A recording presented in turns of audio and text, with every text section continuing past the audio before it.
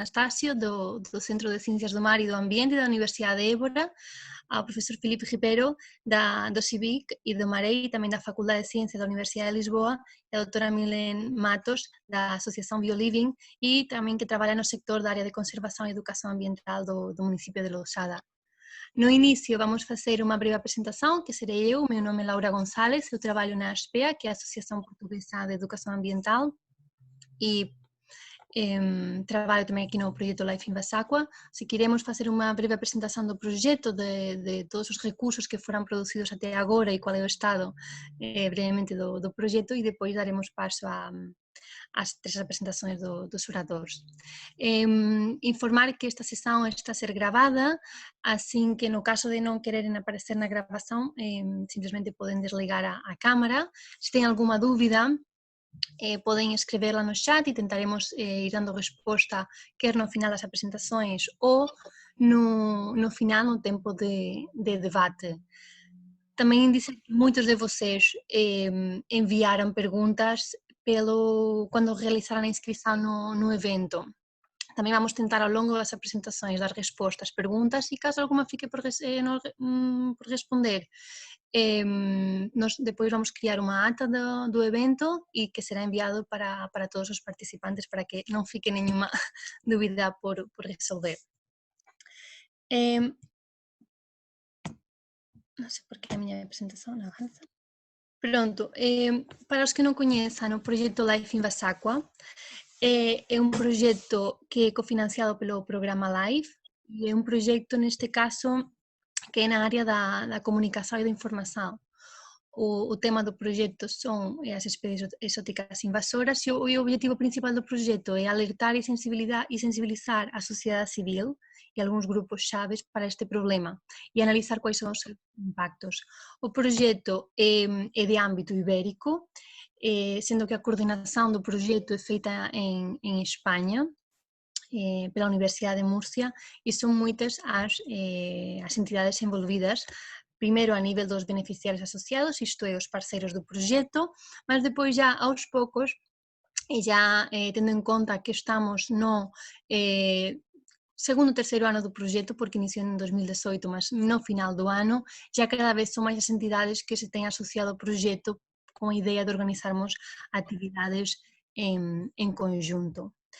Também aqui assim fica um alerta e, digamos, um desafio, e que sejam professores, sejam técnicos de câmara, sejam, pronto, qualquer que seja a vossa área, se vocês veem que tem alguma possibilidade, necessidade ou interesse em se juntar ao projeto, organizar alguma atividade em conjunto, alguma ideia de uma iniciativa, que estamos ao dispor para organizar em conjunto.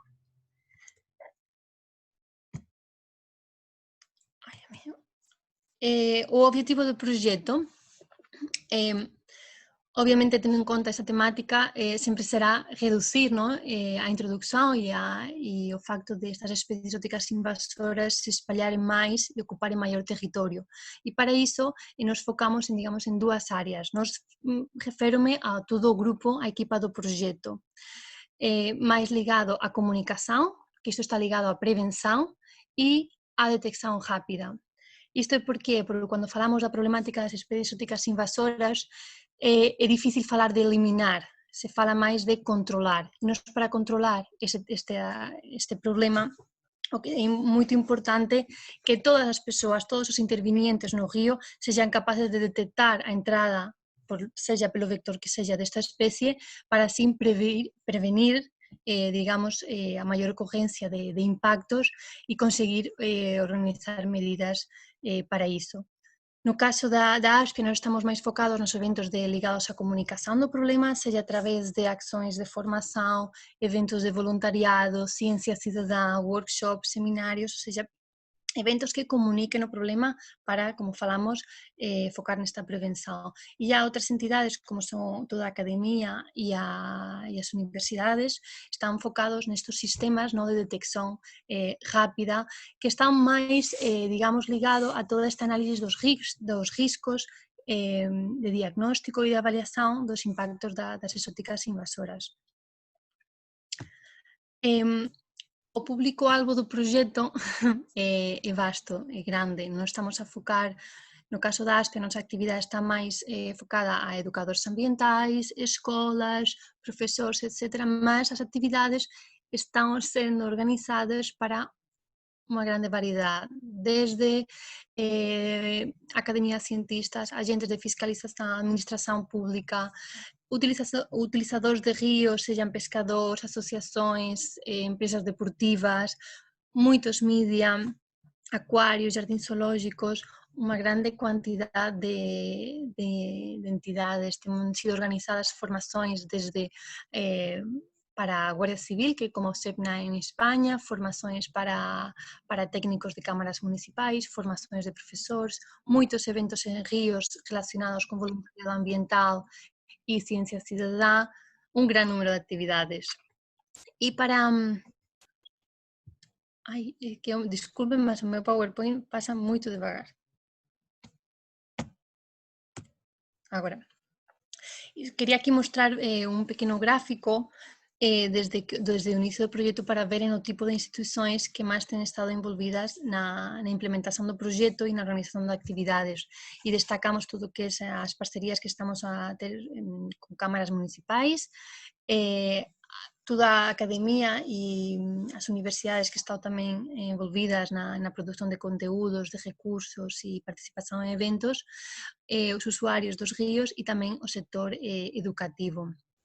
E no que concerne ao tipo de eventos que até agora están a ser organizados, sobre todo destacar as accións de formación, como falamos, para varios tipos de público, e tamén a participación en workshops e en eventos que organizan e que son organizados por outras entidades, porque pronto achamos obviamente iso unha grande máis-valía en termos de divulgación do propio proxecto e para a procura de sinergias e de parcerías para, digamos, pronto cada vez conseguir actuar con máis públicos e un territorio máis alargado. E obviamente a organización de eventos. Pronto, aquí sobre os recursos que foran producidos até agora no ámbito do proxecto, eu vou falar de algúns, xa foran producidos moitos e por moitos dos proxectos eu vou destacar aquí os que temos tamén recursos en portugués. Nos sites do proxecto poderán encontrar toda a información relativa ao proxecto, recursos, etc. E nós tamén no site da ASPE temos unha sección do proxecto onde poderán encontrar informações. O proxecto ten un conjunto de redes sociais bastante activas, onde há moitas discusións, moitos debates, un canal de YouTube con moitos recursos, é moito interesante. Destacar que un dos partners do proxecto, un dos parceiros do proxecto é a Agencia F Verde, que é como se fose a Agencia Lusa, mas en España, ou seja, que en termos de divulgación e de comunicación do proxecto, eles tamén están a producir moitos vídeos e moito material que se encontra no YouTube deles. Mas aquí quería só tamén destacar un conjunto de vídeos que nos, a ASPE e o Marea, a Universidade de Évora e a Universidade de Lisboa, tamén junto do Pedro e do Filipe, que tamén irán falar hoxe, producimos un conjunto de vídeos que están disponíveis no YouTube da ASPE. Queremos destaque a isto porque son vídeos que de unha forma moito clara e pronto, abordan diferentes temas ligados a quais son os vectores de introdução, os impactos e o control destas especies exóticas invasoras, que no caso de quer vocês, quer outras entidades ou persoas que coñezan, queran iniciarse no tema, será bom a visualización destes vídeos para coñecer a temática. Sobre máis recursos e tamén achei de interés colocar este recurso porque vi nos inscritos que había moitos profesores e algúns dos profesores que participaran nesta formación no ano lectivo pasado, que o obxectivo desta formación era e continúa a ser para a próxima edición, ver de que forma é que podemos incluir no currículo, e nas actividades, nos proxectos de escola a temática das especies exóticas invasoras. Esta formación foi en formato e-learning e en un formato de formación que se chama oficina de formación. Isto quer dizer que os profesores tiñan unhas sesións presenciais e, neste caso, a través dunha plataforma Moodle, e depois tiñan que, como traballo autónomo, implementar un proxecto con os seus alunos ligado á temática das especies exóticas invasoras.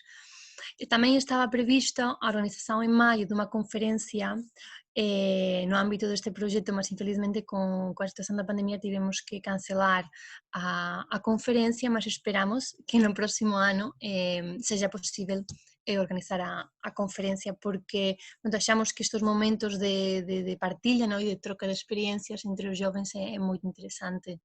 Tamén porque, para além das escolas de Portugal que están a participar no proxecto, tamén hai escolas en España, na Galiza, que están a participar, entón digamos que ainda tamén sería moito enriquecedor para todos. Tamén no ámbito do proxecto estamos a construir un conxunto de unidades didácticas para que tamén sirvan de guión, non, para os profesores en como abordar, como tratar o tema das exóticas invasoras en cada unha das disciplinas. Porque unha coisa que nós queremos e pretendemos é que o tema non fique para os profesores de ciencia, de bioloxía, de geografía, non? E queremos sair un bocadiño desta caixa que máis habitual e estamos a construir unidades didácticas na área da educación visual, de historia, da matemática, sempre, digamos, abordando no sentido de que o tema das exóticas invasoras é un tema digamos que está en todas estas fichas, estas unidades didácticas.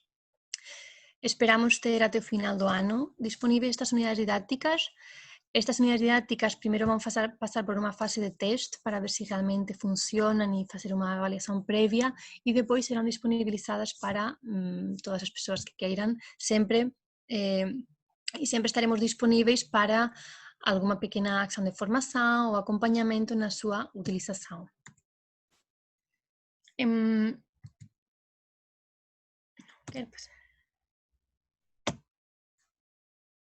Disculpen, non sei que pasa, a veces é un bocadiño lento. Esta ferramenta que tamén vos quero aquí a presentar, estou un bocadiño atrasada, mas vou tentar acelerar. Esta ferramenta que vos quería presentar e que tamén no ámbito do proxecto, cando ela foi elaborada a candidatura, pensouse na creación de unha app, unha aplicación de telemóvel para facer, digamos, a georreferenciación de especies exóticas invasoras que as persoas pudesen encontrar nas súas actividades, ligado á ciencia cidadá. Que aconteceu? Que, pronto, cando estaba a ser implementado o proxecto, realmente descubriuse e sabíase que já existe unha plataforma de detección e de georreferenciación de exóticas invasoras, non focadas nas acuáticas, mas no geral, de exóticas invasoras da Europa. Entón, o que se pensou, e tamén para dar sustentabilidade ao proxecto e o proxecto poder chegar a máis países, non ficar só en Portugal e en España, foi que dentro desta app a nivel europeo criar como se fose unha sección con especies exóticas invasoras da Península Ibérica. E así, digamos, pronto, aumentar este listado de especies e estará disponível nas 3 linguas, en español, en portugués e inglés, e esperamos ya que este módulo esteja disponível para o mes para Pascua, máis ou menos, do próximo ano. Por que achamos tamén de interés, digamos, esta ligación? É porque así tamén as persoas ven e poden registrar ao mesmo tempo que registran especies acuáticas, poden registrar outro tipo de especies que encontran nas súas saídas de campo ou visitas de estudo, etc. Por exemplo, nos organizamos no día, ya o ano pasado, no día 29, cando era posible organizar eventos con moita xente no río, un evento en Benavente e nos aproveitamos e usamos, non usamos a app que vai ser creada na primavera, obviamente, mas ya aproveitamos e usamos a app europea para o registro de algunhas especies e ya dar a coñecer o recurso. Pronto, a idea é que esta ferramenta ser usada en cada vez máis iniciativas no ámbito do proxecto, desde das saídas de campo, as formações, os congresos e o programa de voluntariado ambiental. Aquí só para colocar como un exemplo de actividade, cando o mes pasado organizamos un evento con a Cámara Municipal de Braganza, unha acción de voluntariado de control da piñeiriña. que eu acho que depois a Milene vai falar também algum exemplo sobre esta espécie. E já quase para finalizar, um recurso que nós, valorizamos e achamos de muito interesse no âmbito do projeto é este guia, é um guia de espécies exóticas invasoras de ecossistemas aquáticos, rios, lagos, estuários da Península Ibérica. São 100 espécies, se não me engano, dos vários grupos taxonómicos, e neste guia, para já está em espanhol, em castelhano, mas até o Natal estará também em português, disponível no site da Life in Basaco. Estamos em fase de traduções, e é muito interessante porque, para além de fazer uma introdução mais teórica sobre a temática, não, dos impactos, os vetores de introdução, etc., também aparece uma ficha com cada uma das espécies e para cada uma das espécies analisa quais são os seus vetores de entrada, quais são os seus maiores impactos. Pronto, é bastante completa e bastante interesse. Também dizer que nos canais de YouTube, quer da ASPA, quer do projeto, poderão encontrar os vídeos que ganharam, quer da categoria de público em geral, quer de categoria de ensino, ligado a este concurso de curtas que decorreu ano passado e que, no fundo, também são curtas, são recursos, não é? Que poderão utilizar para o trabalho do tema. E este concurso, o próximo ano não vai ser lançado, mas será lançado no próximo ano, ou seja, no final de 2021. Así que já podem começar a pensar em ideias de concursos. E já para finalizar, e isto é sobretudo para vos informar de uma futura ação, ou seja, uma ação que já vai decorrer no próximo sábado, dia 24 de outubro, e é que no âmbito do projeto Life, acho que também tem que organizar, organizar eventos no sentido de celebrar, não, as efemérides do Dia Mundial dos Rios e do Dia Mundial dos Peixes Migradores. O cartaz que mostrei antes foi um ligado do Dia Mundial dos Rios e no próximo dia, supostamente estava previsto a organização no dia 16 de maio, mas com o Covid não foi organizado, então passamos para o dia 24 de outubro, um evento enquadrado no Dia Mundial dos Peixes Migradores. Ainda não temos cartaz, mas eu coloquei já aqui uma descrição do evento, porque eu acho que pode ser muito interessante. Por quê? Porque a ASPE e a Câmara Municipal de Benavente estamos a organizar nós chamamos isto uma tertúlia, não queremos chamar debate, em que juntamos a vários intervenientes do rio, não? Desde pescadores profissionais, um pescador profissional, um pescador recreativo, um operador turístico, um investigador que trabalha na área dos peixes migradores, uma pessoa do ICNF, uma pessoa da APA, duas pessoas que trabalham na Câmara e depois da ASPE, uma pessoa ligada à parte de educação, em que a ideia é falar, não? Falar do que, não tanto o que está incluído na efeméride dos peixes migradores, mas também um bocadinho falar sobre o rio, neste caso mais nesta zona do Tejo, do Sorraya, e ver um bocadinho o que opina cada um deles em função da sua experiência de vida sobre como é que estão a ser geridos os recursos e as atuações e as ações que estão a ser organizadas. Assim que vocês também irão receber um convite para este evento, é sábado, dia 24 de outubro, da parte da tarde, às 4 da tarde, e o evento será, ou seja, todos os participantes estarão numa sala e nós vamos retransmitir a tertúlia em streaming. Ou seja, poderão ver, não se pode participar por situações do Covid no evento, mas iremos retransmitir em streaming através do YouTube e do Facebook e poderão participar e interagir, porque vamos ter um chat e poderão também colocar questões. Pronto, estes serão os recursos que eu queria partilhar convosco. Qualquer dúvida do projeto também podem perguntar-me através do e-mail. E muito obrigada. Eu vou assim agora. Não sei se estou a ver aqui se há alguma. Ai, me está a dar o sol na cara, não me estão a conseguir ver. Vou ver se aqui há alguma pergunta, alguma questão no bate-papo, mas estou a ver que não. Assim que agora vai dar início à apresentação do Dr. Pedro Anastácio, do Centro de Ciências do Mar e do Ambiente do Maré, que é da Universidade de Évora. E Pedro vai falar sobre a importância da prevenção e detecção precoce do mexilhão zebra. Olá, antes de começar, queria só fazer um comentário em relação ao guia. Na realidade, nós hoje de manhã recebemos... Aqui o sol. Conseguem-me ouvir? Sim. Ok. Portanto, só acrescentar algo antes de começar, que é que em relação ao guia, recebemos hoje de manhã as últimas versões em português e em inglês para revisão, para ver se todas as revisões que nós já fizemos anteriormente estão incorporadas ou não. Portanto, isto vai ser provavelmente uma coisa de uma semana para o guia em português, pelo menos, estar disponível. E por isso Perfeito. recebeu, que está aqui online, e portanto vai ser com certeza breve. Bom, então eu vou partilhar a minha tela, só um momentinho. Vamos lá ver. Tela 2. Compartilhar.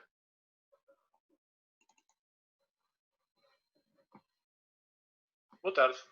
Esta apresentação é realizada no âmbito do projeto Life in Vasacqua e é uma apresentação de divulgação científica destinada a todas as audiências. Apesar de ter aqui o meu nome, Pedro Anastácio, há uma série de outros autores para a informação que é apresentada aqui, inclusivamente autores de outras instituições que não a Universidade de Évora e o MARE. Para começar, e atendendo aqui o mexilhão zebra é uma espécie não nativa invasora, convém explicar um pouco o que é uma espécie não nativa invasora. É então uma espécie que é nativa de outra área geográfica, que foi introduzida numa nova área geográfica, isto através de ação humana, de forma intencional ou acidentalmente, e tem pelo menos um dos seguintes impactos. Impactos sobre a biodiversidade, impactos sobre a economia e impactos sobre a saúde. Ora, o mexilhão zebra, o nome científico é Dracena polymorpha, chegou à Península Ibérica em 2001. Esta espécie causou enormes impactos negativos, quer nos ecossistemas, quer sobre infraestruturas aquáticas. Portanto, tem prejuízos económicos muito grandes na Península Ibérica. Nesta figura podemos ver uma série de exemplos daquilo que o mexilhão zebra pode fazer. E temos exemplos sobre a biodiversidade e temos exemplos também sobre a economia. Ora, no cimo, ao meio, vocês veem o exemplo de um mexilhão nativo coberto completamente, ou quase completamente, por mexilhões de zebra. E isto não é, como devem calcular, nada bom para estes mexilhões nativos. Mas claro que há muitos outros exemplos de efeitos. Depois, do lado direito disto e em baixo, vemos, e também vem ali um carrinho de supermercado do lado esquerdo em cima, portanto são exemplos da capacidade que o mexilhão zebra tem para se agarrar a estas estruturas sólidas.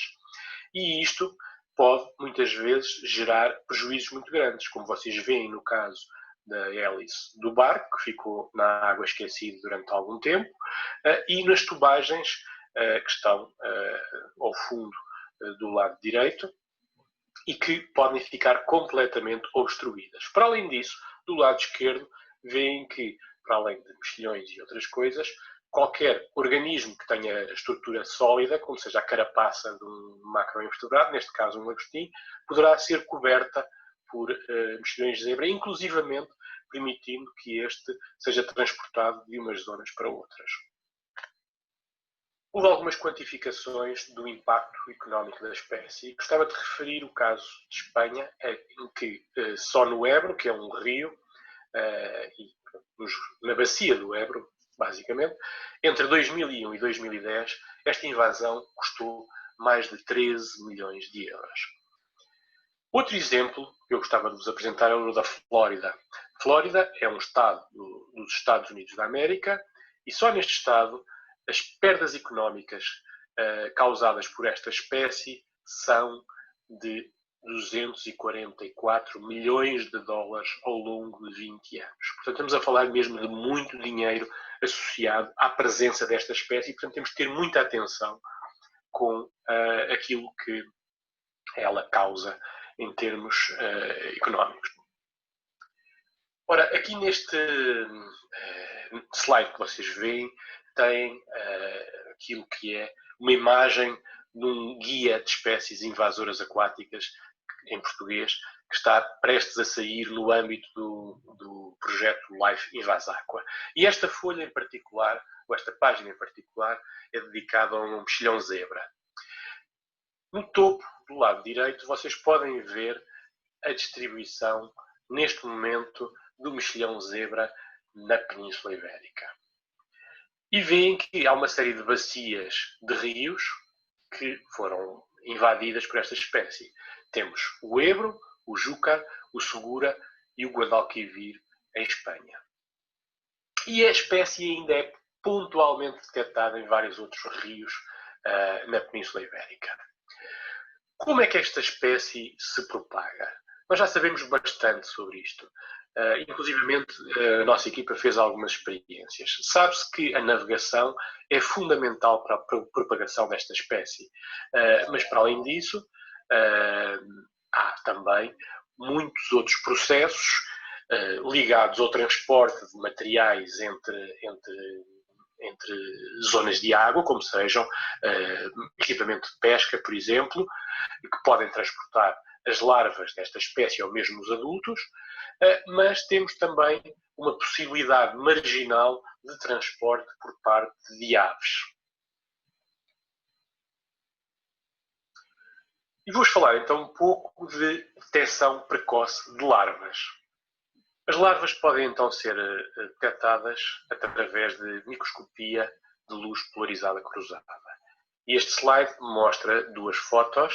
A da esquerda, uma larva de mexilhão zebra observada em luz normal, em microscópio com luz normal, e à direita, uma larva de mexilhão zebra observada através de luz polarizada cruzada. Ora, a concha dos mexilhões zebra, das larvas do mexilhão zebra, tem justamente este comportamento em cruz aqui representado. Isto facilita-nos a detecção das larvas. Outra técnica que pode ser usada é a PCR. E a PCR é uma técnica semelhante à que é usada com o vírus, o coronavírus da Covid-19.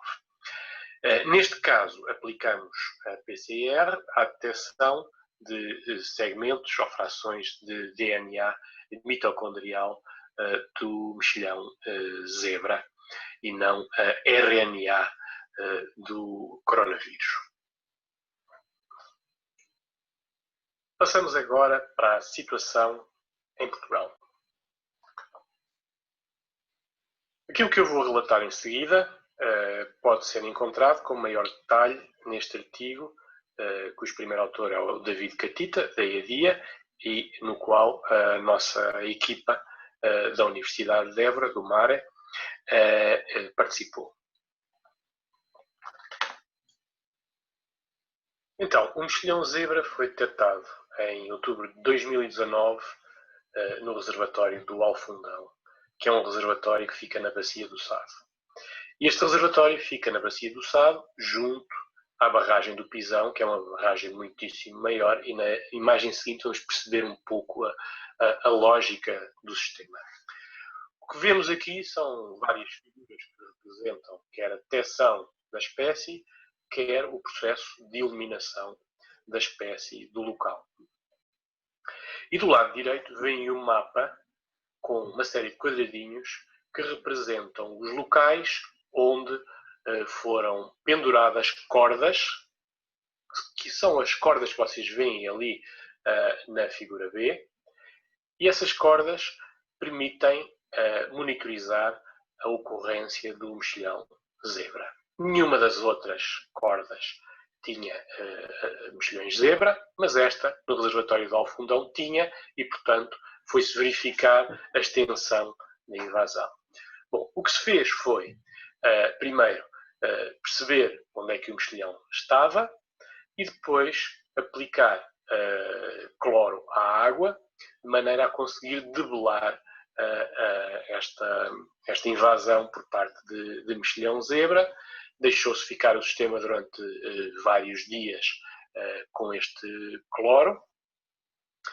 e depois removeu-se a água e rasparam-se os organismos todos deste sistema até se conseguir remover a totalidade das conchas que eram encontradas. Para além disso, o fundo deste reservatório foi todo limpo, como vocês veem na imagem D. A imagem C representa alguns mexilhões que foram removidos das tubagens de conduta de água deste sistema todo. Ora, nesta figura o que vocês veem é a estrutura deste sistema onde se deu a contaminação por parte de mexilhão zebra. Vem do lado direito a barragem do Pisão, que é uma barragem grande. Desta barragem saem tubagens de água que tem depois uma divisão para uma estação de filtração e uma zona de irrigação. E outra destas tubagens segue para uma câmara de válvulas antes do reservatório de Alfundão e depois do reservatório do Alfundão há uma estação de filtração e bombagem e também esse sistema segue para um sistema de irrigação de cerca de 609 hectares. E entressejado, vocês veem ali um retângulo, está indicada a área que foi afetada pela presença do mexilhão zebra. Olhando graficamente, em termos de espaço, vá lá, o que se encontrou foi, após uma monitorização cuidada na zona em redor deste sistema, a presença nos pontos a preto e a ausência nos pontos a branco. Temos aqui vários locais de monitorização que foram colocados em alguns pontos da ribeira e também em vários hidrantes e tubagens que se localizavam no sistema de irrigação. E, portanto, só se detectou o mexilhão zebra em redor do reservatório de Alfundão, dentro do reservatório, nas estruturas associadas ao próprio reservatório, quer seja nas tubagens de saída e quase nada nas tubagens de entrada. Estas zonas foram limpas e verificou-se que havia presença na zona de saída para a Ribeira do Corvo e em alguns hidrantes foram também detectadas algumas conchas deste organismo. Bom, o que é que se está a fazer neste momento? Prossegue a monitorização com as cordas. Há outras empresas, para além da EDIA, a fazerem monitorização da espécie e há campanhas de sensibilização por exemplo, pescadores, utilizadores de água, para a probabilidade ou a possibilidade de transporte de mexilhão zebra através de barcos, por exemplo, e de material de pesca. A EDI comprou inclusivamente uma estação de limpeza de barcos que pode ser usada para desinfetar os barcos antes de serem transportados para outra zona. E está em vigor uma campanha que foi iniciada por outro projeto LIFE, o LIFE Invasep, e que pretende sensibilizar as pessoas para a presença da espécie e também para os riscos de transporte da espécie. Ora, então o que é que nós podemos fazer mais para além disto? Então, preparar um plano nacional para esta espécie. Em Espanha demorou-se 7 anos depois da detecção até preparar um plano nacional. E isso resultou em perdas de 13 milhões de euros. Eu penso que vale a pena investir um pouco e diminuir as perdas com esta espécie. Devemos também manter um contacto muito próximo com as partes interessadas na área, ou seja, as pessoas que podem de alguma maneira estar envolvidas, quer em processos de transporte, quer pessoas que possam ser prejudicadas pela presença da espécie. Estas pessoas poderão soar o alarme e detectar ou não a presença da espécie. Outra coisa que se pode fazer é intensificar os esforços de monitorização e de sensibilização. E por isso há uma campanha no âmbito do Life Invasaqua, que é a campanha Veja, Limpe e Seque, que tenta sensibilizar os utilizadores da água para a importância de verificar todo o seu equipamento, de limpar este equipamento e de o secar antes de transportar para outra zona de água, já que isto aumenta a possibilidade de transporte de espécies invasoras. E, finalmente, muitíssimo importante, e que foi o que se fez neste caso, é fundamental também intervir muito rapidamente para conter focos de invasão, atrasando o processo de invasão. Quanto menos indivíduos adultos reprodutores nós tivermos num determinado local, menos probabilidade há de haver transmissão para outros locais. E é tudo. Muito obrigado pela atenção.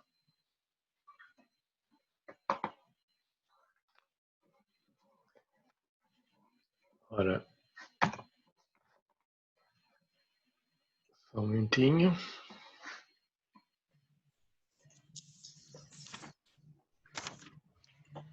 Muito obrigada, Pedro. Obrigado, terminei. Foi colocada uma pergunta no bate-papo, que podes ou também dar resposta através do chat, depois também poderemos colocá-la no final, durante o debate. E também aqui o Dr. Filipe Ribeiro colocou um link com as informações desta campanha que referiu o Dr. Pedro sobre, como era? Es que está aquí en castellano, limpar y secar todas as embarcações que están nos ríos, e pronto, foi uma campanha que foi produzida no âmbito do projeto. Vamos agora iniciar a apresentação do Dr. Filipe Ribeiro, que é da Sociedade Ibérica de Ictiologia, do CIBIC, e também do investigador no Marena, Faculdade de Ciências da Universidade de Lisboa. Vai fazer uma apresentação sobre o controle e erradicação de peixes invasores na Península Ibérica. Olá, muito boa tarde, bem-vindos a todos. Vou agora partilhar aqui a minha apresentação.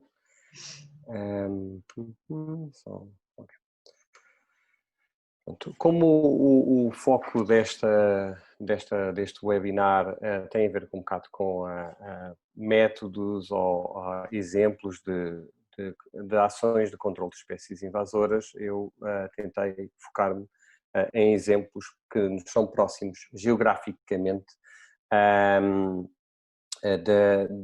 deste tipo de ações realizadas com peixes em rios e barragens. Ora, o título da apresentação é Controle e Erradicação de Peixes Invasores. Eu vou incidir principalmente na erradicação, dado que 15 minutos para se falar de ambas as abordagens iriam ser curtos, e ainda vou falar um bocadinho sobre o controle, mas muito ao de leve.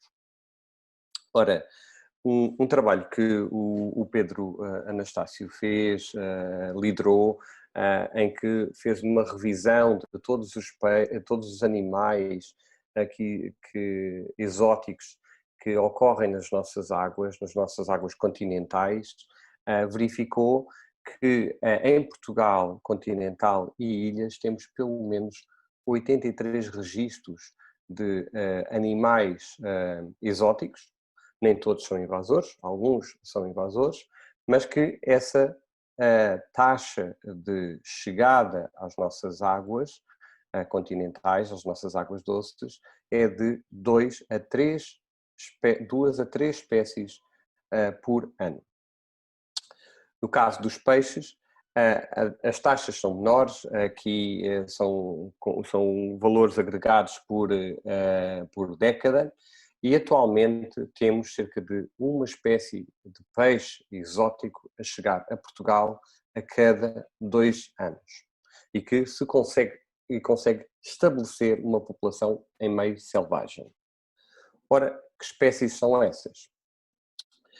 Uma parte destas introduções já são antigas, já têm quase 100 anos, algumas já têm mais do que 100 anos. Em meados do século XX já existiam 8 espécies de peixes exóticos e a grande maioria destas espécies, pelo menos 5 destas espécies, foram introduções oficiais, foram introduções realizadas pelo Estado português para promover a pesca desportiva ou para promover a aquacultura, a alimentação. Algumas delas foram posteriormente introduzidas para controlar, para fazer controle biológico, como o caso da gambúzia, para controlar pragas de mosquitos. E a partir da década de 50, houve a introdução da axegã, que é uma espécie muito utilizada na pesca desportiva. Na década de 70 surgem mais outras 2 espécies no sul de Portugal e agora, nos últimos 20 anos, acabamos por ter mais 9 espécies de peixes exóticos a chegar e acaba por se traduzir numa taxa de uma espécie a cada 2 anos. Todas estas espécies que chegaram nos últimos 20 anos não são introduções oficiais, são introduções ilegais realizadas por pescadores desportivos que introduzem a espécie em Espanha e chegam, mais ano, menos ano, chegam a Portugal, ou então por pescadores desportivos que acabam por trazer os peixes diretamente de França para Portugal. Não são introduções oficiais. Ora, hoje em dia temos este cenário e não conseguimos ter recursos suficientes para fazer uma fiscalização eficaz e sendo portanto, necessário haver aqui algumas ações de gestão dos rios e sobretudo para algumas destas espécies que existem. Ora, os nossos vizinhos, pronto, o que nós podemos ver aqui também é que muitas destas espécies, quando chegam, entram num determinado local, estão espacialmente restritas, existem só em um rio ou numa barragem e à medida que o tempo passa, elas vão sendo dispersas pelas pessoas por outros locais e à medida que o tempo passa, a sua abundância e a sua área de ocupação acaba por aumentar e os custos de gestão ou de controle dessas espécies exóticas poderão e irão aumentar. Por isso, o que acontece muitas das vezes é que a espécie é introduzida 10 anos, 20 anos, antes de se detectarem pela primeira vez, dependendo um bocadinho da dimensão das espécies, por exemplo, nos peixes de grandes dimensões poderá ser mais rápido entre a introdução e a primeira detecção, por exemplo, em peixes pequenos ou em invertebrados de pequenas dimensões, isso também poderá haver aqui um hiato temporal muito mais alargado. No entanto, o tempo em que o público em geral e a sociedade reconhece que é um problema, muitas das vezes já é tarde demais. Sobretudo, quero referir que a maior parte das invasões em ecossistemas aquáticos acabam por ser invasões quase silenciosas, imperceptíveis ao grande público. E por isso, daí também termos construído este projeto LIFE, dedicado exclusivamente às espécies invasoras em ambientes aquáticos. Ora, quando é reconhecido o problema pelo público, a erradicação destas espécies é improvável. É improvável porque requer um esforço muito elevado, custos muito elevados e está espacialmente dispersa por muitos locais. Sendo muito importante as primeiras detecções, como nós vimos no exemplo do caso do mexilhão-zebra, e agirmos imediatamente para podermos controlar erradicar aquela espécie invasora. Ora, isto tem a ver com a necessidade de nós sermos mais proativos nas primeiras fases. Vamos ser ativos na parte da fase da contenção espacial, e depois quando somos reativos, que é basicamente o que está a acontecer hoje em dia, acabamos por não conseguir controlar populacionalmente estas espécies.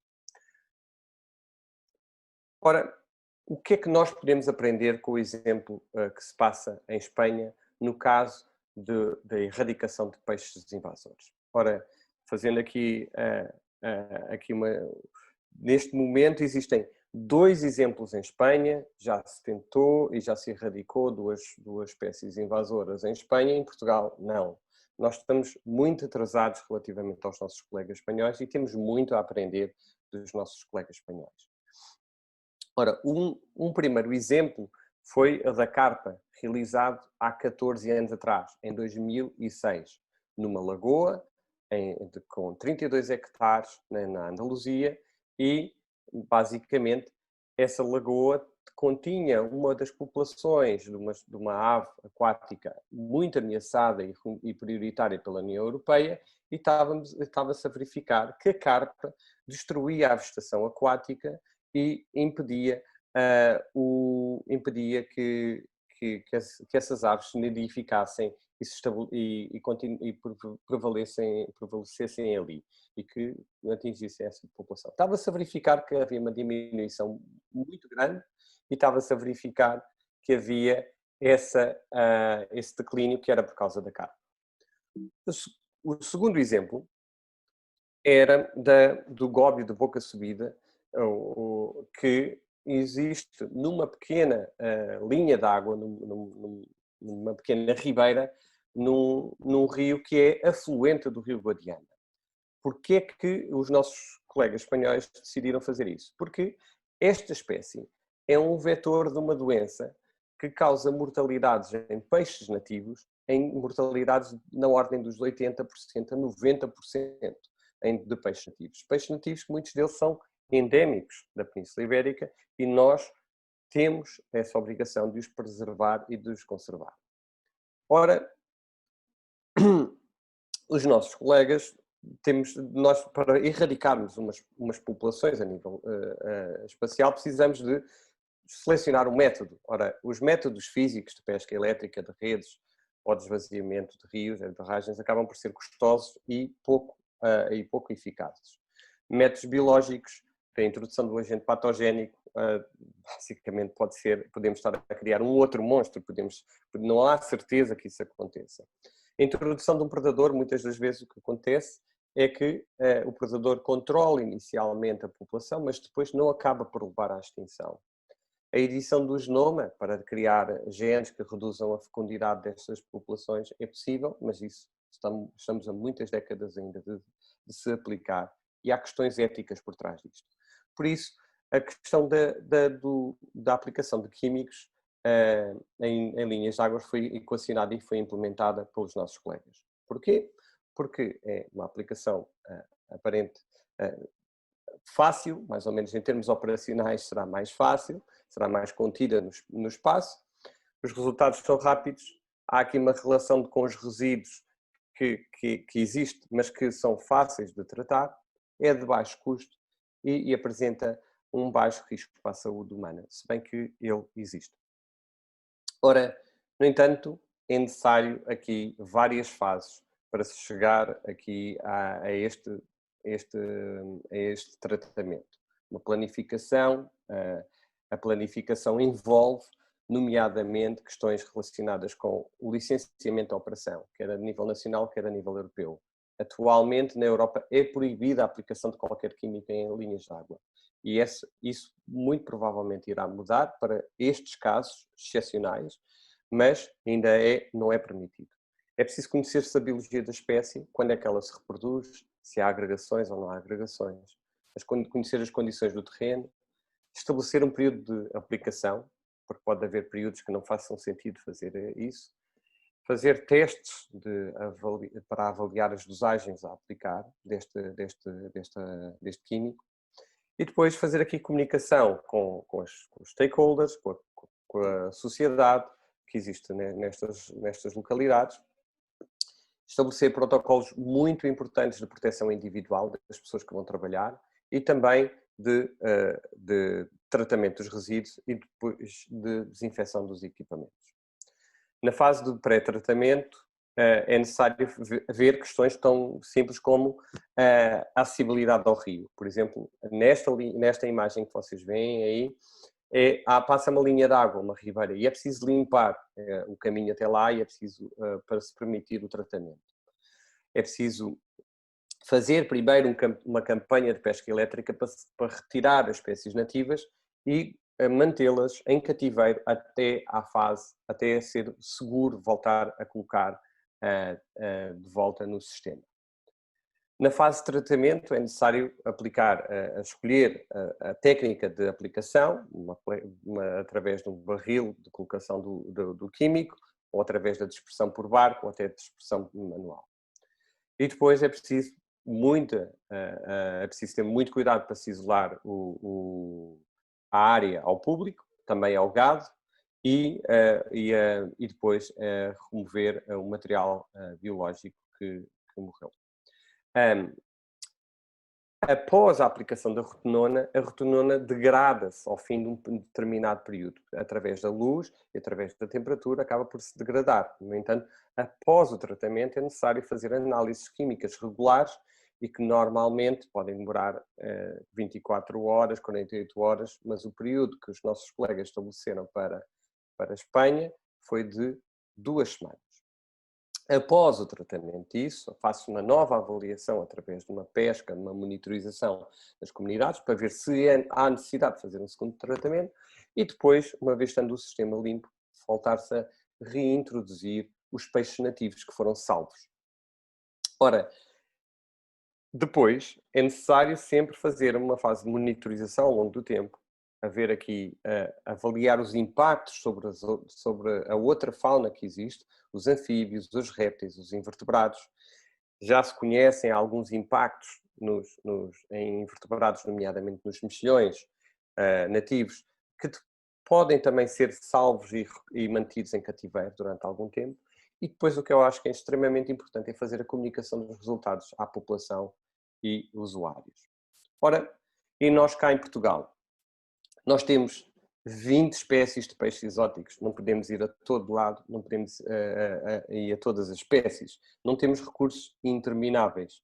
Então, relembro aqui este diagrama e que na realidade o que é importante é no início do estádio de invasão que nós devemos agir, que devemos fazer erradicação. Ora, as espécies que estão na vossa esquerda são as espécies que têm ampla distribuição a nível nacional, existem em várias bacias, em quase todas as bacias hidrográficas de Portugal, e as espécies do vosso lado direito são espécies que têm uma área de distribuição muito, muito, muito pequena e que se pode eventualmente tentar fazer aqui alguma remoção ou erradicação destas populações. No entanto, há aqui condicionantes ao longo deste gradiente em que temos aqui condicionantes de algumas dessas espécies já têm interesse de pesca desportiva e então há aqui que pesar os valores que nós queremos preservar e nomeadamente algumas delas são bastante importantes na pesca desportiva. Ora, temos 3 espécies que podem ser candidatas. A perca europeia, por um lado, o piscardo e a truta arco-íris. Ora, a perca europeia existe apenas numa pequena albufeira, tem um grande impacto, pode ter um grande impacto se sair para um grande rio e existe uma grande probabilidade porque as pessoas gostam de pescar esta espécie. O piscardo, que existe no Rio Sousa, existe apenas no Rio Sousa, que se saiba, no entanto existem ao longo de 30 a 40 quilómetros. É possível fazer uma erradicação, mas vai custar muito mais, vai ser muito mais difícil, ainda para mais porque é um sistema aberto. A truta arco-íris existe em várias bacias hidrográficas do país, apresenta baixas densidades e muito provavelmente nem sequer se estabelece populações selvagens. E por isso, provavelmente nem sequer faz muito sentido fazer qualquer tipo de erradicação.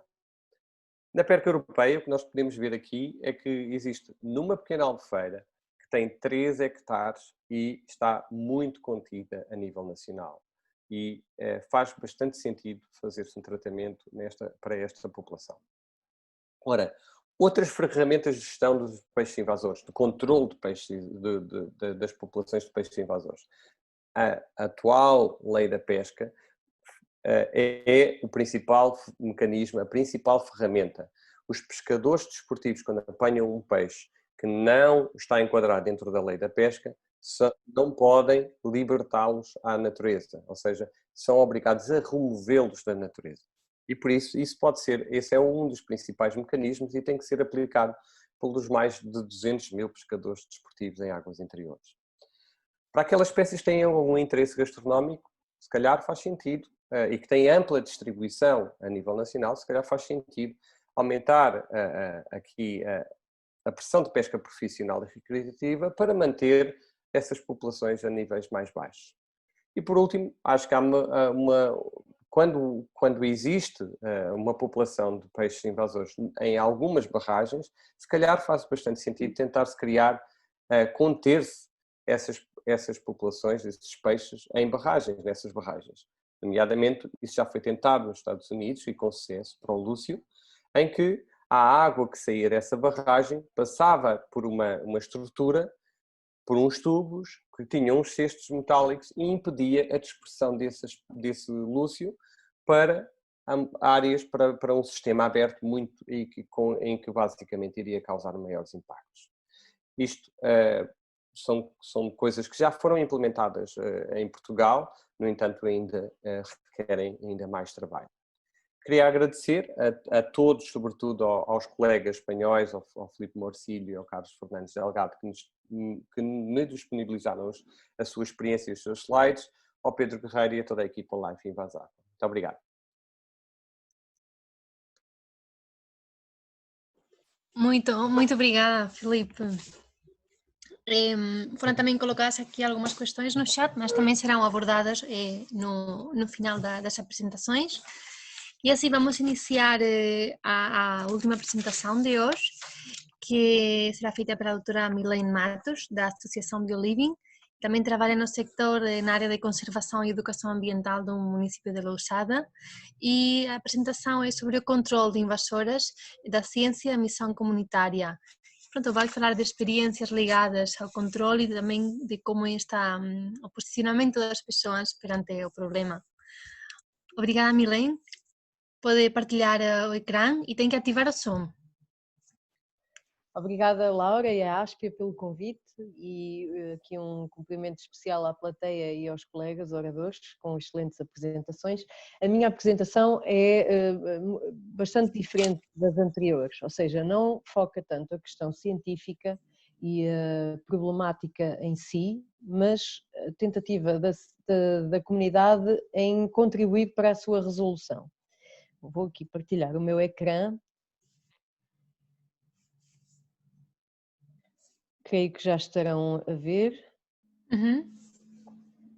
Ora, muito bem, é isso. Eu hoje venho aqui com uma dupla camisola, digamos, a da Associação BioLiving e a do município de Lousada, que são duas entidades para as quais eu trabalho, que integro, mas em particular a Associação BioLiving. Pronto, só para dar aqui um enquadramento, é uma associação de cariz ambiental que tem 4 anos de existência e a sua equipa é multidisciplinar, ou seja, tem técnicos da área da biologia, do planeamento, da engenharia florestal, mas também da comunicação de ciência e da pedagogia.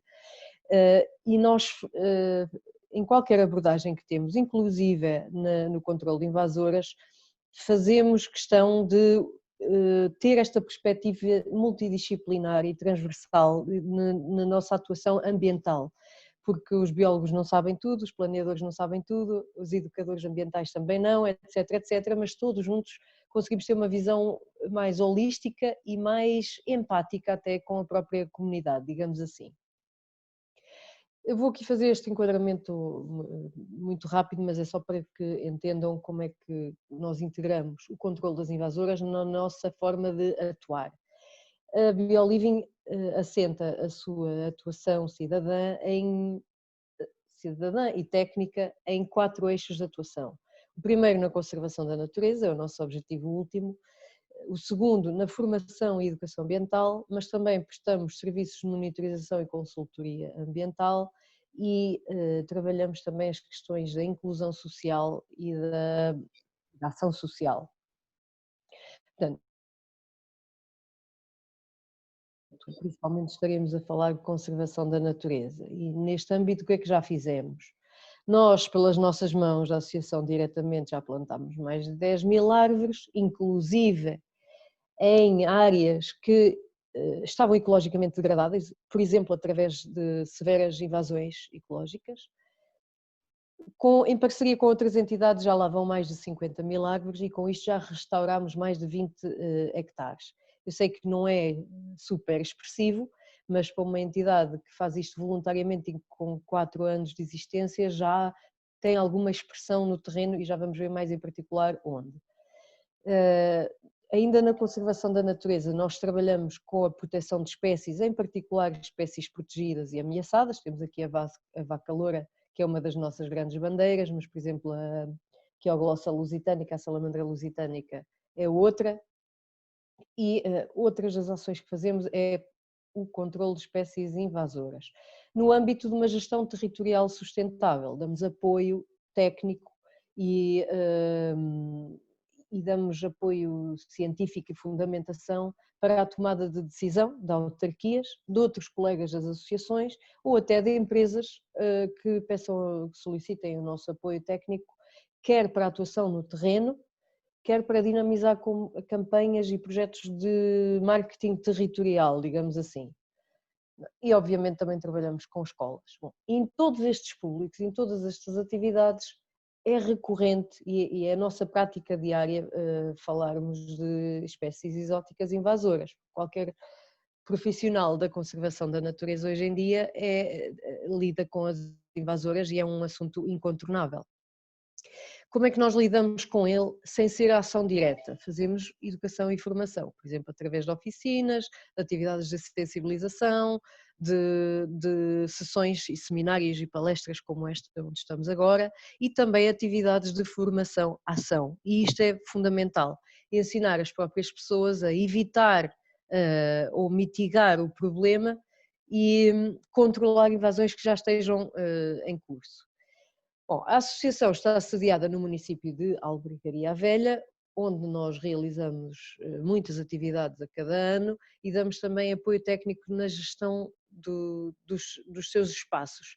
E está ali, a segunda linha diz apoio técnico na gestão do espaço urbano, mas é mais do que isso, é também nos espaços comunitários e nos espaços de lazer e onde as pessoas frequentam, convivem, bem, agora com a Covid nem tanto, e damos-lhes apoio na monitorização da fauna e da flora.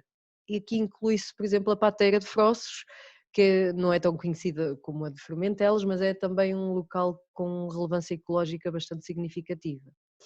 Outro município incontornável nas nossas parcerias é o de Lousada, e eu creio que esta plateia já terá com certeza ouvido falar da enorme atuação ambiental que o município de Lousada tem tido, em várias frentes, desde a floresta, desde a plantação de espécies nativas, os resíduos, os charcos, os rios, portanto a ecologia aquática também muito presente. E nós, a BioLiving, agora o município já tem uma equipa técnica bastante independente, mas antes de ter esta equipa, a BioLiving constituiu aqui um parceiro estratégico para a definição de planos de atuação e de controle de invasoras.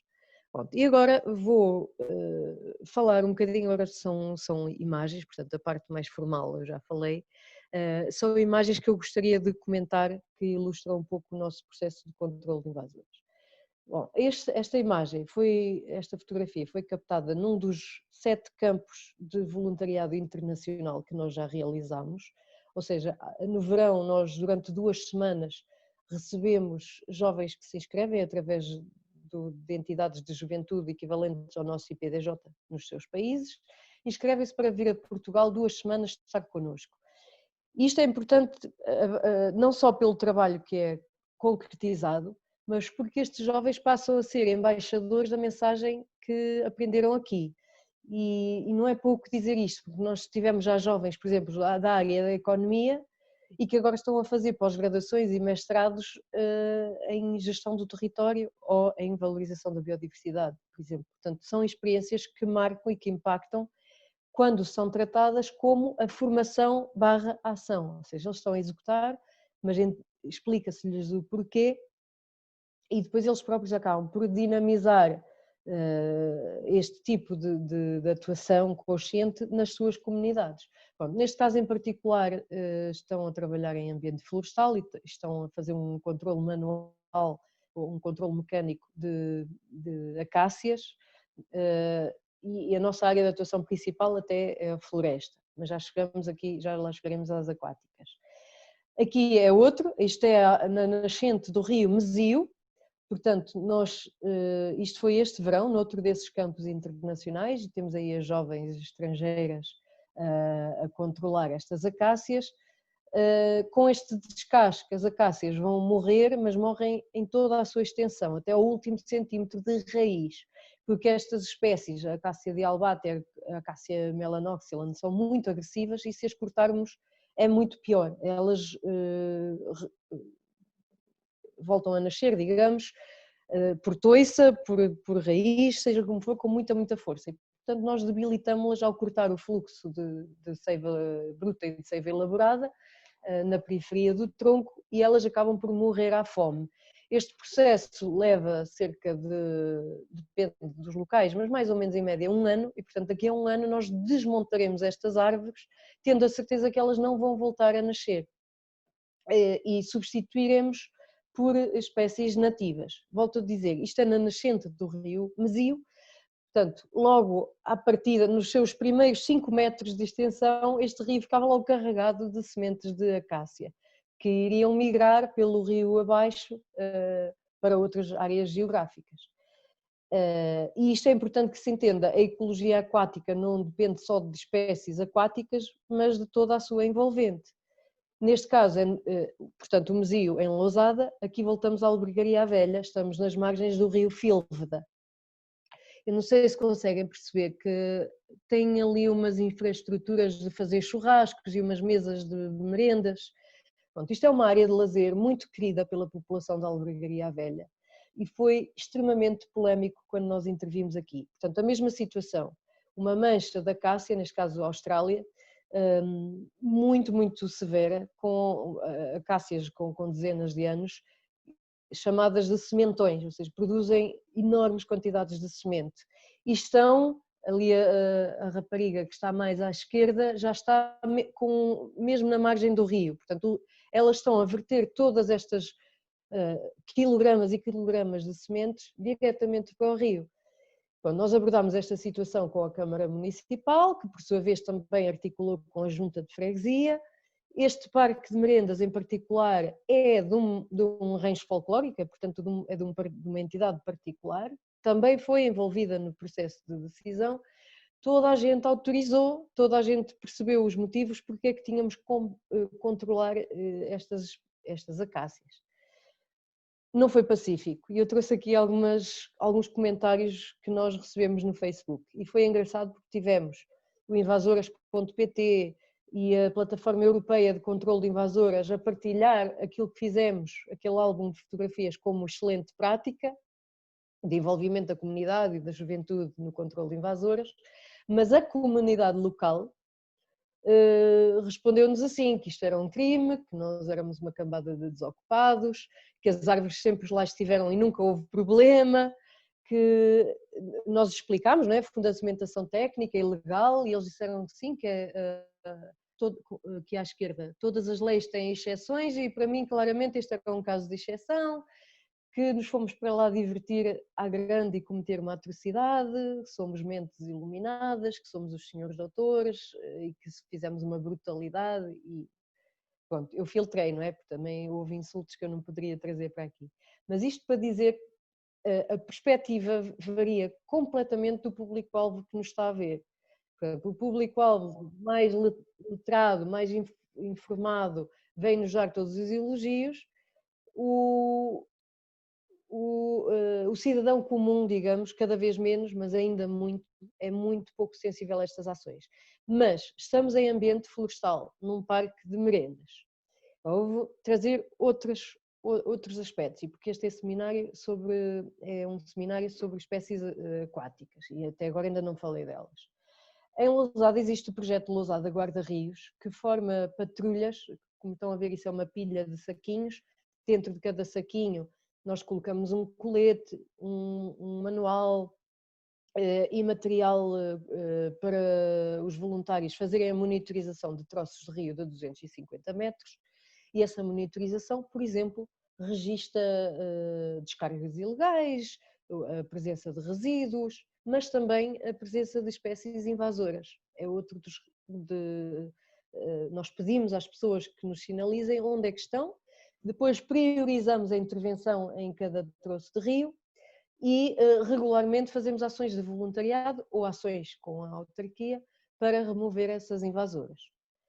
E então temos voluntários e patrulhas de guarda-rios de várias idades. Aparece ali, está de costas por acaso a colega Daniela, que é quem coordena este projeto, e a receptividade é completamente diferente. Se nós trabalharmos a remover invasoras florestais, as pessoas são, desde crianças, cultivadas a pensar: a árvore é bom, não é? É bom ter árvores, e é. Só que nem todas as árvores, tal como nem todos os peixes, têm um impacto positivo no ecossistema. Mas quando estamos a trabalhar num rio, nunca tivemos nenhuma crítica negativa. É algo que é importante de relevar, porque de facto a percepção que as pessoas têm dos rios é diferente da que têm com a floresta, e a sua relação com um habitat e o outro também. A partir do momento que se remove ou que se destrói uma árvore, nós estamos a cometer uma brutalidade, como disse ali uma pessoa. Quando estamos a trabalhar nos rios é sempre bem visto, mesmo que eventualmente estivéssemos a fazer asneiras, mas as pessoas têm noção de que os rios precisam de ajuda. Bom, nem sempre trabalhamos só com invasoras, também as infestantes e os obstáculos à circulação da água, que depois causam cheias nas propriedades e nas casas das pessoas, são também endereçados por nós. Temos muitas invasoras que, não sendo aquáticas ou plantas emergentes, estão nas margens, como por exemplo em Lousada temos muita erva rapa, que causa grandes problemas de acessibilidade ao rio, não só à nossa acessibilidade, claro, mas também à da própria fauna. E por falar em fauna, nós também ajudamos, e este projeto Guarda-Rios também ajuda à monitorização de outras espécies, não são propriamente aquáticas, no sentido de uma planta aquática, mas são comunidades invasoras que dependem da água. E neste caso estamos a ver aqui uma imagem do visão americano. Quando nós iniciámos em 2016 os trabalhos de monitorização da fauna e da flora aqui em Lousada, não tínhamos ideia da quantidade de visão que existia aqui. E, portanto, a outra missão que nós temos e estamos a desenvolver e a dar apoio é no sentido de também monitorizar o eventual progresso desta população, porque ela está instalada, é residente, e estamos a monitorizar quer o Visão, quer, por exemplo, a Alondra, que é um competidor direto. Agora sim, plantas aquáticas. Aqui estamos na Foz do Sousa, e o Sousa foi referido, por exemplo, pelo Filipe como sendo o rio onde está a bacia hidrográfica, onde temos o Piscardo, e o Piscardo foi detectado por esta monitorização que se iniciou em Lousada. Foi detectado em 2016 ou 2017, já não me lembro, pela primeira vez aqui em Lousada. Nós não conhecíamos aquele espécime, não sabíamos identificar, e foi assim que até contactámos com o Filipe e outros colegas para nos auxiliarem na identificação daquela espécie. E muito rapidamente ele se tornou extremamente abundante no Rio Sousa, portanto passou de desconhecido e agora já sabemos perfeitamente que espécie é aquela, e infelizmente bastante abundante. Aqui voltamos a estar num campo internacional de juventude, onde um dos problemas que endereçámos foi a pinheirinha, a erva pinheirinha. Portanto, nós estamos aqui na Foz do Sousa e podemos ver perfeitamente que desde a Daniela para a frente o leito está 100% coberto com a erva pinheirinha. E nós interviemos com a comunidade e é curioso que ao lado deste, portanto, onde nós estamos no ano passado estava completamente, não se conseguia ver o espelho d'água, e isto é uma área fluvial. Portanto, acho que tenho aqui uma imagem a seguir, não dá para perceber muito bem, mas é uma área fluvial que estava inutilizada porque tinha tanta erva pinheirinha, isto em 2019. Nós removemos tudo o que conseguimos, Agora em 2020, quando lá voltámos, onde tínhamos removido, de facto, não estava reincidente, mas a montante estava muito, muito contaminado com erva pinheirinha. E o que sucede é que forma um tapete que bloqueia completamente a passagem da luz para a coluna d'água, com todos os impactos ecológicos que isso tem. A única utilidade que pode ter é, à superfície, fazer de corredor aqui para o nosso amigo. Portanto, mais uma espécie exótica invasora que abordámos neste dia. Portanto, nós com os nossos voluntários retirámos toda a erva pinheirinha que estava à nossa vista, ali na Foz do Sousa, e o que eu queria dizer é, isto é ao lado de outro parque de merendas, portanto, a mesma situação, controle de invasoras num parque de merendas. Só que naquele dia estava lá também muitas pessoas que agora já conseguiam ir à praia fluvial tomar banho, nunca tinham retirado uma pinheirinha e não minimamente nos insultaram nem acharam mal nós estarmos a remover. E foi o mesmo tipo de atuação ecológica que nós fizemos no outro Parque de Merendas das Acácias. Portanto, isto realmente é curioso também nós tentarmos perceber aqui a leitura que as pessoas fazem dos ecossistemas e das intervenções no ecossistema. Bom, neste dia nós removemos 90 metros cúbicos desta erva pinheirinha, com a ajuda dos nossos voluntários, que eram 20, e talvez outras 20 pessoas que estavam lá no Parque de Merendas e que decidiram ajudar-nos. E pronto, a mensagem que eu queria aqui passar é que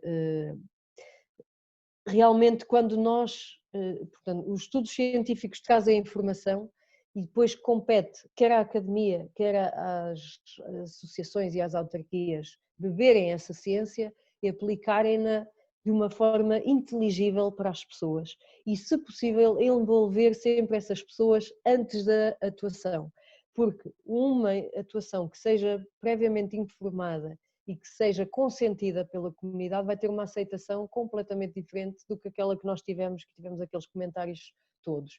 E também a leitura tem que ser prévia, a leitura dos técnicos que vão fazer a intervenção deve haver uma leitura prévia da percepção da comunidade àquele local, porque pode haver reações mesmo muito, muito contraprodutivas, mesmo custando as ações devidamente autorizadas e legais e tudo mais. Bom, muito rapidamente era isto que eu vos queria dizer, que de facto os cidadãos têm uma missão tão ou mais importante como os cientistas depois na abordagem à mitigação do problema das invasoras. Bom, espero não ter ultrapassado o meu tempo e muito obrigada pela vossa atenção. Muito obrigada, Milene, pela apresentação e pela partilha da experiência através da Associação BioLiving com os voluntários. Foram surgindo aqui algumas perguntas no chat, mas entretanto também foram respondidas. Eu vos convido também agora, caso tenha alguma dúvida, colocá-la no chat para ser aqui respondida pelos oradores. Mas pronto, eu tenho uma aqui já para quebrar o gelo das perguntas e de facto vai também para Milene, porque nós na ASP também organizamos muitas ações de voluntariado e nós às vezes também temos esta visão dos participantes que nós falamos de ações de controle das espécies exóticas invasoras e eles veem essa atitude como se fosse uma árvore, não vão matar uma planta, elas não têm a culpa de estarem aqui. E um bocadinho também como é que vocês dão resposta a isso? Nós por vezes tentamos dar uma resposta de não focar tanto no que é eliminado, sino na variedade, na biodiversidade que se mantém. Exatamente, e não fazemos mesmo com plantas, não o fazemos de ânimo leve, mas ainda assim é mais fácil eticamente ou emocionalmente descascar uma acácia ou arrancar um molho de erva pinheirinha do que matar um lagostim ou um visão. Isso então nenhum de nós nunca o fez, acho que nunca conseguiríamos fazê-lo. Mas a problemática é igual e então sim, enfocamos nos resultados negativos que aquela espécie está a causar às espécies nativas e enfocamos muito e trabalhamos muito com voluntários estrangeiros no facto de estas espécies têm o seu habitat, têm o seu local no mundo não têm culpa de alguém as ter trazido para aqui, ou de terem naturalmente surgido aqui, ou estarem em evolução aqui, mas têm o seu local, nós não estamos a dizimar uma espécie. No entanto, por exemplo, a Quioglossa lusitanica, se nós não fizermos nada, não tem outro local no mundo para viver, os nossos endemismos, que são muito... E, portanto, enfocamos assim, a mensagem passa e mesmo as pessoas que nunca tinham pensado nestes assuntos e que ficam um pouco chocadas com a eliminação de espécies, percebem que tem que ser feito. Portanto, é um sacrifício menor para o bem maior. Obrigada, Milen. E pronto, também tinha aqui uma pergunta para o Dr. Pedro Anastácio em relação à apresentação que fez sobre o mexilhão. Falou que era importante a criação de um plano nacional, não, para a própria espécie, como uma espécie de estratégia, e que no caso de Portugal ainda não tinha sido elaborado. Mas queria, se podia, não sei se existem para outras espécies este tipo de plano. Existe, Sim, desculpa. existe, por exemplo, para o caracol-maçã, que é uma espécie que não está presente ainda, tanto quanto se sabe, no nosso país, mas pode chegar a qualquer momento. Existe um plano nacional para o caracol-maçã, porque ele já está presente nos arrozais de algumas partes de Espanha, nomeadamente na zona do Ebro, do Baixo Ebro, e, portanto, há sempre o risco de poder chegar e causar prejuízo económico direto. Mas no caso do mexilhão-zebra, curiosamente, não há um plano nacional ainda feito. Todas as empresas que estão envolvidas em produção de água estão-se a mexer, a maior parte das empresas importantes têm planos de monitorização, mas não há um plano nacional. Mas existem mais estratégias locais? Sim, Ou por ou vacilo? empresariais. Portanto, há algumas empresas que se preocupam com o assunto e se o animal, como aconteceu neste caso, aparece num determinado sítio onde pode causar problemas, então aí intervêm e fazem qualquer coisa. Ok. Não sei se estou enganada, mas eu acho que eu li que sobre o jacinto de água também ia ser criado, ou se estava a pensar na criação de um plano, uma estratégia nacional. Sabem algum dos oradores um bocadinho qual é o ponto de situação ou está Eu não em sei, stand-by? eu não sei em que ponto está a situação. Alguém do ICNF poderá dizer isso. Eu sei que houve um concurso para, Uhum, para, para se preparar a forma como se iam fazer estes planos. uhum. Mas, tanto quanto sei, isso está neste momento parado. Mas não, pode estar a andar e eu não saber. Pode estar a andar. Iremos perguntar para a semana, estará um técnico do ICNF na tertúlia e iremos perguntar por qual é o ponto de situação. Bem, e também tinha aqui uma pergunta, mas não é uma pergunta que está no chat. Vou aproveitar algumas das perguntas que se colocaram no inquérito, no formulário de inscrição. E foi uma pergunta que pronto, tamén podemos todos comentar e fala sobre o lagostín vermelho da Lousana e pergunta por que razón é prohibido a captura do lagostín pelas comunidades locais que, para além de ser unha fonte de subsistencia para algunhas familias, é unha forma de control desta especie invasora. Por exemplo, en San Pedro do Corval realizase a festa do lagostín. Penso que há 3 anos, o que considero unha excelente iniciativa local, sobretudo gastronómica, social e de combate a esta especie invasora. E gostaria a opinião aqui dos convidados, desculpem. Eu posso dizer a minha opinião, eu tenho dito isto várias vezes. Tornar uma espécie invasora como uma espécie negociável tem risco, é certo. Mas depois da espécie já estar presente e já ocupar o território todo e inclusivamente estar também no país vizinho, eu penso que não faz sentido nenhum impedir a comercialização da espécie e inclusivamente dever-se-ia promover a captura desta espécie no sentido de, pelo menos localmente, em sítios onde seja mais problemática, diminuir a densidade da espécie. Repito, há riscos de transporte para outras zonas, mas se a espécie já está em todo o lado, penso que esse risco, enfim, em comparação com os benefícios que se podem retirar, acho que é negligenciável. Eu concordo, eu também não percebi muito bem a fundamentação dessa decisão e do que eu fui procurar, nunca fui muito bem convencida, mas creio que possa ter a ver com o facto do lagostim estar a ser uma fonte alimentar muito importante para espécies que recuperaram o seu estado ecológico, como por exemplo a lontra e outras como aves aquáticas, aves pernaltas, enfim. Mas não percebo bem se é essa a motivação, porque essas espécies têm outras fontes alimentares das quais poderiam viver, e concordo com o colega Pedro, porque claro que há um grande risco se ela não fosse tão facilmente dispersável e se não estivesse presente em tão abundante quantidade nas nossas bacias hidrográficas. Portanto, também gostaria que o ICNF explicasse melhor. Vamos ter muitas perguntas para a semana. Não é culpa do ICNF, penso eu, neste caso.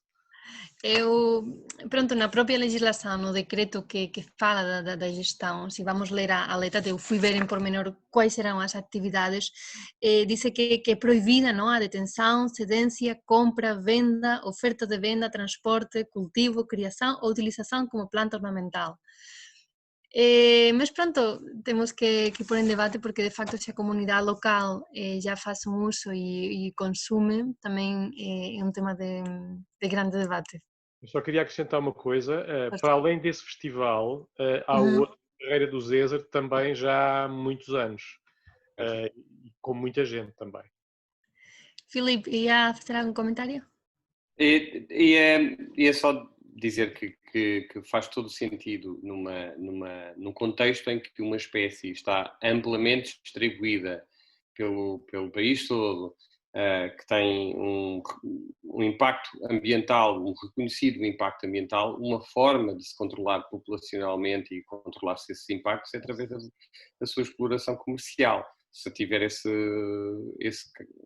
valor, não é? Como é o caso do lagostim de água doce, nos peixes o Lucioperca e a carpa, que também têm esse interesse, e nos ambientes estuarinos a ameijoa japonesa, que também é reconhecida por ter grande valor comercial.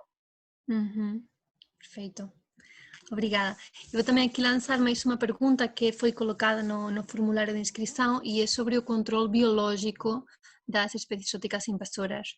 Aqui uma das pessoas pergunta que como se faz, como é que este processo de controle biológico e se não irá prejudicar a outras espécies do local. Pronto, como falamos, nós depois iremos enviar uma ata com todas estas perguntas e com mais recursos e informações. Dizer que há no próprio site do projeto invasoras.pt há bastante informação sobre este controle biológico. Existem umas fichas para cada uma destas espécies e indica, no caso de já existir alguma investigação ou algum avanço neste controle biológico, qual será esta espécie. E em algumas, por enquanto, tampouco não existem porque não se tem avançado. Pronto, queria colocar aqui também a questão aos oradores, caso tenham alguma experiência de trabalho com este tipo de espécies ou tenham algum conhecimento sobre isto que queiram ou achem de interesse partilhar. O que eu posso dizer é que o controle biológico no mundo dos peixes de água doce tem sido utilizado através da introdução de peixes predadores de topo, e que acaba por criar-se uma nova camada de complexidade e potencial, e aumentar aqui um problema e o risco dessa espécie depois passar para outros locais. Eu acho que isso se faz normalmente com predadores nativos. Nas nossas águas nós não temos predadores de topo nativos, por isso. E para dizer que também que muito deste controle biológico a ser autorizado requer décadas de investigação para se poder avaliar de facto se tem ou não tem outros impactos nos ecossistemas que nós não estamos a prever inicialmente. Pois.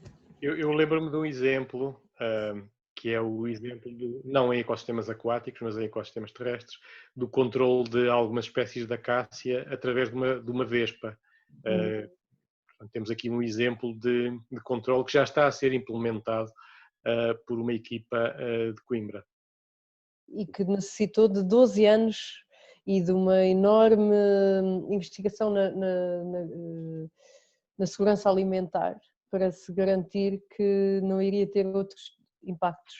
E 12 anos depois, aí temos a vespa, eles chamam-lhe não controle biológico, mas controle natural, porque não se trata de um predador, é só, essa vespa não mata as plantas da Cássia longifolia, mas forma galhas que impedem a produção de sementes, portanto, impede a disseminação ainda Disseminação da espécie. mas lá, como os colegas disseram, nesse caso em particular foram 12 anos de estudos dirigidos. Não sei, nem é equacionável fazer um estudo destes para todas as nossas invasoras. Ok, obrigada. Temos aqui uma pergunta no chat, mas não percebi bem. Há uma pergunta aí em relação ao chorão.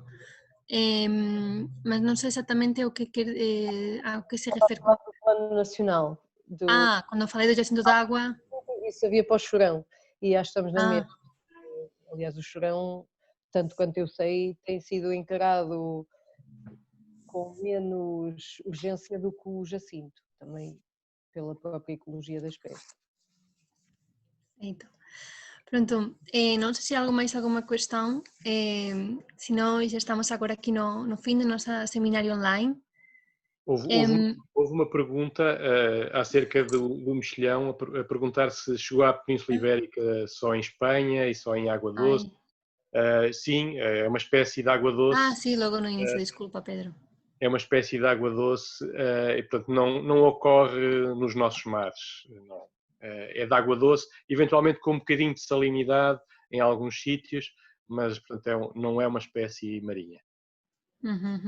Também aqui um dos participantes perguntou qual era o destino dos organismos quando eram retirados dos ecossistemas e a resposta foi que, pronto, em 2016 os animais foram para aterro e depois para aterro, mas também tratadas como resíduos tóxicos.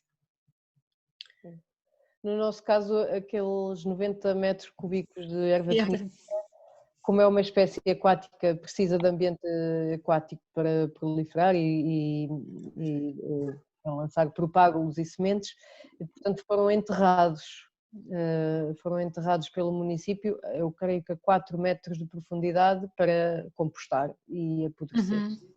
Composto, perfeito. Obrigada. Pronto, agradecer muito a todos os participantes estarem aqui a ouvir as apresentações e obrigada também aos oradores pela partilha dos trabalhos e da vossa experiência ligada a esta área. Informar a todos que será enviado depois uma pequena ata com as perguntas colocadas e com mais alguns recursos sobre o tema e também os vídeos das apresentações para que já fiquem como recursos e também um pequeno inquérito muito curto, porque no âmbito do projeto Life in Basacua pronto, estamos a realizar um estudo de ver qual é a percepção, ¿no? pelos diferentes públicos sobre esta problemática. Así que tamén vos peço, por favor, para preencherem o inquérito e así podermos trabalhar mellor no proxecto. Muito obrigada a todos. Também vos enviaremos informações do evento do dia 24, que também será, acho que, um debate e uma tertúlia muito, muito interessante. Muito obrigada a todos. Até a próxima. Obrigado. Boa tarde. Tchau.